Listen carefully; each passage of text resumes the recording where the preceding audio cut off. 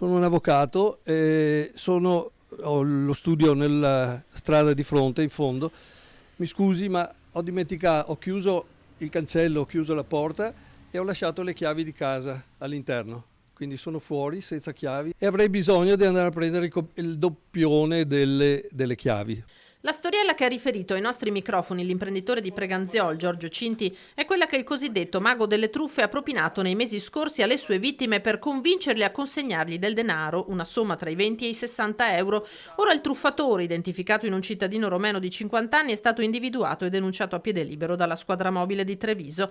Presentandosi come un nuovo vicino di casa, facendosi passare per un avvocato, l'avvocato Zuin, chiedeva del denaro per andare a recuperare dal fabbro la copia delle chiavi. 6 le vittime accertate nella sola città di Treviso, ma altre ce ne sarebbero anche nel veneziano. Cittadini che in buona fede gli hanno prestato i soldi di cui diceva di aver bisogno e che prometteva di restituire di lì a pochi minuti. Lo faccio accomodare, viene fino all'interno, faccio accomodare, tiro fuori il portafoglio, guardo, avevo 10 euro e 50 euro.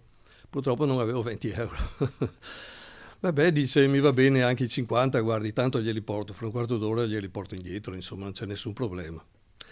Vabbè, dico, mi fido di lei, faccia pure, insomma. È andato via, non l'ho più visto, più sentito.